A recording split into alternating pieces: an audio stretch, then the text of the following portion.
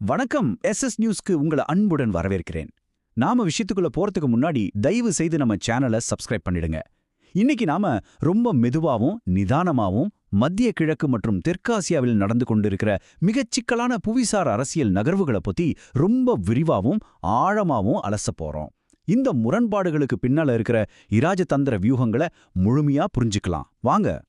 சரி, இன்னைக்கு நம்மளோட அஜெண்டா என்னன்னு சுருக்கமா பார்த்துடலாம். முதல்ல ஒரு விடுபட்ட இராஜதந்திர பயணத்தை பத்தி பேச போறோம். அப்புறம் ஈரானை உண்மையிலேயே இயக்குவது யார், மத்தியஸ்தர்கள் எப்படி தேர்ந்தெடுக்கப்படுறாங்க, இதுல பாகிஸ்தானின் வியூகம் என்ன, கடைசியா இந்தியாவின் அமைதிக்கு பின்னால இருக்கிற ரகசியம் என்ன, இதையெல்லாம் வரிசையா பார்க்கலாம். பகுதி 1. விடுபட்ட இராஜதந்திர பயணம். சர்வதேச உறவுகளில் ஏற்பட்ட ஒரு எதிர்பாராத இடைவெளியை இப்போ நாம பகுப்பாய்வு செய்ய போறோம். இப்போ உங்க மனசுல ஒரு முக்கியமான கேள்வி வரலாம். இந்த நெருக்கடியான காலகட்டத்துல ஈரானோட வெளியுறவுத்துறை அமைச்சர் அப்பாஸ் அராகோச்சி ஏன் இந்தியாவை தவிர்த்தார்? யோசிச்சு பாருங்க. இந்தியாவுக்கும் ஈரானுக்கும் பல நூறு கால வரலாற்று தொடர்புகள் இருக்கு. அப்படி இருந்தும் ஒரு மாபெரும் பிராந்திய சக்தியான இந்தியாவை அவர் ஏன் கடந்து போகணும்? அமைச்சர் அராச்சி சமீபத்துல எங்கெல்லாம் பயணம் செஞ்சாருன்னு கொஞ்சம் கவனிங்க. பாகிஸ்தான், ஓமன், சீனா, அப்புறம் ரஷ்யா, இவ்ளோ முக்கியமான நாடுகளுக்கு போன அவர் இந்தியாவை மட்டும் திட்டமிட்டு தவிர்த்ததுக்கான பின்னணி என்னவா இருக்கும்? இதுக்கு விடை தெரியணும்னா நாம ஈரானோட உள்நாட்டு அரசியலை கொஞ்சம் முற்று பார்க்கணும். பகுதி 2. ஈரானை உண்மையிலேயே இயக்குவது யார்? அங்க இருக்கிற உள் அதிகார அமைப்புகளை புரிஞ்சுக்குவோம். ஈரானோட வெளியுறவு கொள்கையா யாராவது புரிஞ்சுக்கணும்னா முதல்ல அவங்க IRGC, அதாவது இஸ்லாமிய புரட்சிகர காவல் படை பத்தி தெரிஞ்சுக்கணும். 1979ல உருவாக்கப்பட்ட இந்த அமைப்பு ஒரு சாதாரண இராணுவம் கிடையாதுங்க. இது முழுக்க முழுக்க ஒரு கருத்தியல் சார்ந்த இராணுவ மற்றும் அரசியல் அமைப்பு. ஈரானோட சாதாரண ஆயுதப்படைகளுக்கு இணையா, ஆனா அவங்கள விட பல மடங்கு அதிகாரத்தோட செயல்படுற ஒரு கட்டமைப்பு இது. இங்க இருக்கிற மிகப்பெரிய முரண்பாட்டை கவனிச்சிங்களா? ஈரானுக்குன்னு ஒரு பாரம்பரிய இராணுவம், கடற்படை, விமானப்படை எல்லாம் இருக்கு. ஆனா அவங்க எல்லாமே கிட்டத்தட்ட பின்னணிக்கு தள்ளப்பட்டுட்டாங்க. ஒட்டுமொத்த கட்டுப்பாடும் இராஜதந்திர ஆதிக்கமும் இந்த IRGCயின் கைகள்ல தான் முழுமையா இருக்கு.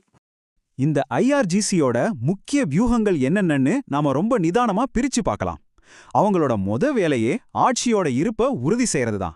2வது, குட்ஸ் படை மூலமா தங்களோட தந்திரோபாய எல்லைய விரிவுபடுத்துறது. 3வது, பாசிஜ் படை மூலமா உள்நாட்டுல பாதுகாப்பை பராமரிச்சு எதிர்ப்புகளை அடக்கிறது. கடைசியா பிராந்திய அளவுல தங்களோட செல்வாக்க நிலைநிறுத்த மத கருத்தியல்களை ஒரு கருவியா பயன்படுத்துறது.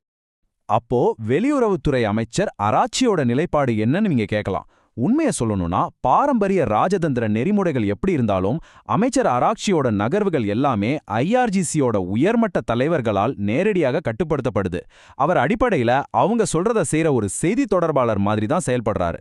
அதனால இந்தியாவை தவிர்த்த முடிவு அவரோட தனிப்பட்ட விருப்பம் கிடையாது, அது ஒட்டுமொத்த அமைப்போட முடிவு. பகுதி 3. தேர்ந்தெடுக்கப்பட்ட மத்தியஸ்தர்கள். சரி, இந்தியாவை தவிர்த்தாங்க. ஆனா ஏன் குறிப்பிட்ட சில நாடுகளை மட்டும் அவங்க தேர்ந்தெடுத்தாங்க? இந்த நாடுகளை ஈரான் தேர்ந்தெடுத்ததுக்கு பின்னாடி மிகப்பெரிய தந்திரம் இருக்கு. ஓமன் நாட்டை பாத்தீங்கன்னா, ஹார்முஸ் ஜலசந்தியில கடல் எல்லையை பகிர்ந்து கொள்வது மட்டும் இல்லாம பல காலமா ஒரு நம்பகமான மத்தியஸ்தரா அவங்க இருக்காங்க. அதோட வரி பகிர்வு முன்மொழிவுகளும் இருக்கு. மறுபக்கம் ரஷ்யா ஈரானுக்கு ஒரு மிகப்பெரிய மூலோபாய கூட்டாளி. ராணுவ ஆதரவு தர்றது மட்டும் இல்லாம சர்வதேச தனிமைப்படுத்தலில் இருந்து ஈரானை காப்பாத்துறாங்க. அப்புறம் சீனா, அவங்களும் ஒரு முக்கிய கூட்டாளி. ஈரானுக்கு தேவையான மேம்பட்ட தொழில்நுட்பங்களையும் ராணுவ உபகரணங்களையும் தடையின்றி வழங்கிட்டு வராங்க. இந்த 60 அப்படிங்கிற நம்பரை நீங்க கட்டாயம் கவனிக்கணும். சர்வதேச அளவுல ஈரான் தனிமைப்படுத்தப்படுறத தடுக்க ரஷ்யா எந்த அளவுக்கு போயிருக்காங்க தெரியுமா? ஈரான் கிட்ட இருக்கிற 60% செறிவூட்டப்பட்ட அணுசக்தி பொருட்களை தாங்களே எடுத்துக்க தயாருன்னு ரஷ்யா அதிபர் புதின் முன் வந்திருக்காரு. உலக அரசியல்ல இது எவ்வளவு பெரிய விஷயம்னு கொஞ்சம் நினைச்சு பாருங்க. பகுதி 4. பாகிஸ்தானின் வியூகம். தெற்கு ஆசியாவில் நடக்கும் ஒரு சந்தர்ப்பவாத இராஜதந்திரம் இது. இந்த இடத்துல நாம நம்ம பார்வையை மெதுவா தெற்காசியா பக்கம் திருப்பலாம். இந்த உலகளாவிய நெருக்கடியை பாகிஸ்தான் தனக்கு சாதகமா எப்படி பயன்படுத்துதுன்னு பாருங்க. சர்வதேச அளவுல தாங்கள் தனிமைப்படுத்தப்படுறதிலிருந்து தப்பிக்கவும், மறுபடியும் உலக அரங்கில் தங்களோட முக்கியத்துவத்தை நிலைநிறுத்தவும் அவங்க முயற்சி செய்றாங்க. அதோட ஈரான் கிட்ட இருந்து அவங்களுக்கு ரொம்ப தேவையான பொருளாதார உதவியும் கச்சா எண்ணெயும் கிடைக்குது. இது மட்டும் இல்லாம அடுத்து வரப்போற அமெரிக்க அரசாங்கத்துக்கிட்ட நல்ல பேர் வாங்கவும், தங்களோட ராணுவ தலைமையின் மதிப்பை உலகளவுல உயர்த்தவும் பாகிஸ்தான் இந்த வாய்ப்பை ரொம்ப சரியா பயன்படுத்துறாங்க. பாகிஸ்தான் இப்படி செயல்படுறது ஒன்றும் புதுசு கிடையாது. அவங்களோட வரலாற்றை கொஞ்சம் ரொம்ப நிதானமா திரும்பி பாத்தீங்கன்னா 1970களில் அமெரிக்காவுக்கும் சீனாவுக்கும் இடையிலான ரகசிய பேச்சுவார்த்தைகளை அவங்க தான் ஒருங்கிணைச்சாங்க. 80களில் இருந்து 2000 வரைக்கும் அமெரிக்கா ஆப்கானிஸ்தான் பிரச்சனையில மத்தியஸ்தம் பண்ணாங்க. இப்ப நிகழ்காலத்துல அமெரிக்காவுக்கும் ஈரானுக்கும் இடையில இராஜதந்திர வரைவுகளை பரிமாறிக்கிற வேலையை செஞ்சுக்கிட்டு இருக்காங்க. சோ அவங்களுக்கு இது ரொம்பவே பழகின ஒரு விஷயம்தான். பகுதி 5 இந்தியாவின் அமைதியான ராஜதந்திரம். ரொம்ப கவனமா திட்டமிடப்பட்ட ஒரு அமைதி இது. இப்போ இந்த நிமிஷம் நான் கொஞ்சம் நிறுத்தி உங்களை ஒரு கேள்வி கேட்கிறேன். ஒரு மாபெரும் பிராந்திய சக்தியான இந்தியா எல்லா வல்லமையும் இருந்தும் ஏன் வெளிப்படையா எந்த ஒரு மத்தியஸ்தமும் செய்யாம ரொம்ப அமைதியா இருக்கு? மற்ற நாடுகள்லாம் முண்டி அடிச்சுக்கிட்டு முன்னால வரும்போது இந்தியா மட்டும் ஏன் தள்ளி நிக்குதுன்னு சிந்திச்சு பாருங்க. இதுக்கு காரணம் இந்தியா ஈரான் உறவுகள்ல இருக்கிற ஒரு சிக்கலான வலைப்பின்னல் தான். முதல்ல இப்போ நடந்துகிட்டு இருக்கிற போரை உடனடியா தடுத்து நிறுத்துற அளவுக்கு நேரடியான செல்வாக்கு இப்போதைக்கு இந்தியாவுக்கு இல்ல. ரெண்டாவது, ஈரானை தவிர்த்து விட்டு போகிற IMEC பொருளாதார வழித்தடத்துக்கு இந்தியா மிகப்பெரிய ஆதரவு கொடுக்குது. இது ஈரானுக்கு கண்டிப்பா பிடிக்காத ஒரு விஷயம். மூணாவது, வளைகுடா நாடுகள் மற்றும் இஸ்ரேல் கூட இந்தியா தன்னோட உறவுகளை ரொம்ப வேகமா வளர்த்துக்கிட்டு வருது. இந்த மாதிரி பிராந்திய கூட்டணிகள் மாறும்போது ஈரான் இந்தியா இடையில லேசான உரசல்கள் வரத்தான் செய்யும்.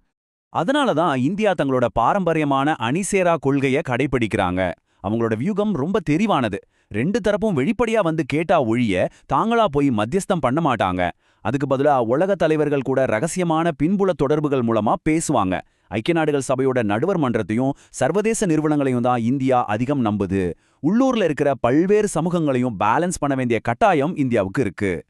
வெளிப்படையா அமைதியா இருந்தாலும் பின்புலத்துல இந்தியா ரொம்பவே சுறுசுறுப்பா செயல்பட்டுக்கிட்டு இருக்கு. சர்வதேச தலைவர்களோட முக்கியமான தகவல்களை பரிமாறிக்கிட்டே இருக்காங்க.